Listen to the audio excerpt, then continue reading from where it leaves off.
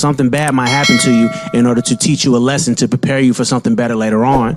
I know it's hard to think like that in the moment of the bad thing happening, but if you really think about it, all the negative things and the positive things that led you to where you are today got you to where you are today. And if not for those negative and positive things, you might not be here. You might not have the great job you just got, or the little girl sitting next to you, anything. Like you can't live with any regrets, you know what I'm saying? Because it's all a learning process from the beginning to where you are now to where you will be. You're learning the whole way, and you're gonna drop some stuff. You're gonna fall on your face. You're gonna break some eggs, and that's just part of what it is to be alive. You should seek failures.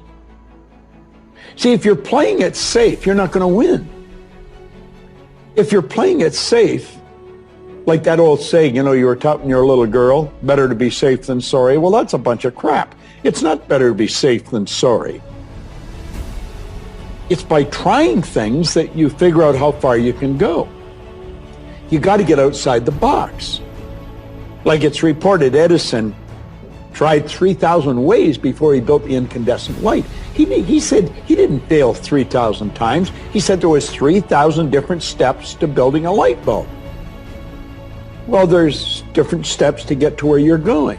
And I really do treat winning and losing exactly the same. I do not let it upset me.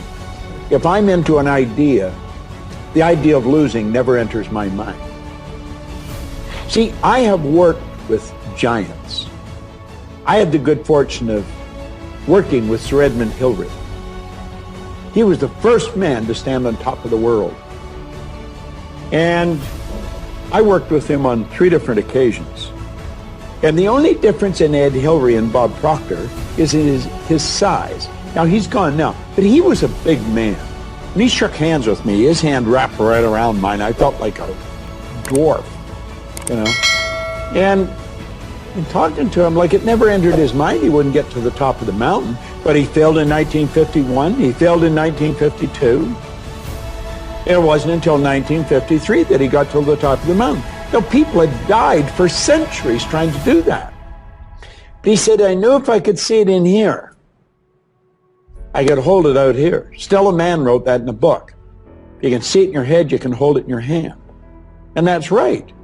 And if you're not prepared to lose, you're never going to win because you're always playing it safe. And there's no reward in that. Be so good at what you do, to paraphrase Steve Martin's words, that you create your own personal economy. Right. Because the marketplace always pays for mastery. So the best in world, BIW, say, in a world where most people resign themselves to mediocrity in their work, you go into hotels or taxi drivers or whatever it is, it's like so many people are at average. They're card-carrying members of the cult of mediocrity. So it's a gorgeous opportunity to say, I'm going to play at mastery and be so good at what I do that when people witness me working at what I do, tears come to their eyes, like tears come to your eyes if you go to the Sistine Chapel and see Michelangelo's work.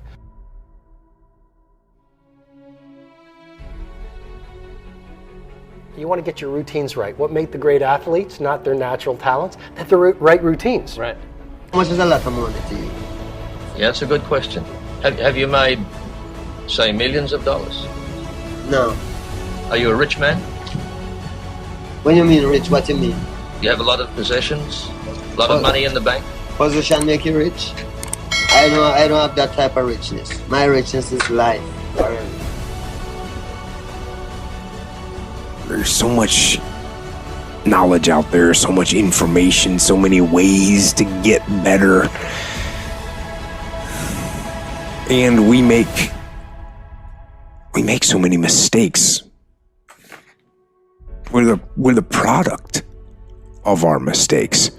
And oftentimes the lesson is sitting there right in front of our face. It's there to be learned, but we miss it, or we don't pay attention to it, or we think we know better until it punches us in the face. And the most important thing to learn is that we have so much to learn. We all do. And we can learn from school and from people and from experience, and we learn from life. But you have to process the information. You have to absorb it. You have to accept it. You have to open your mind. You got to free your mind so that you can learn and make real progress.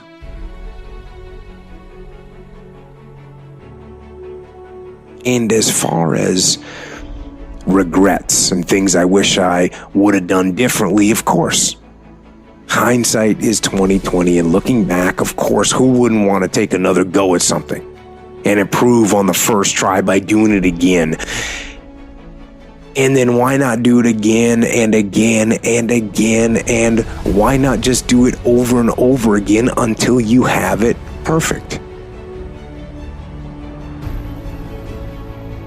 But the fact is, you don't get that chance.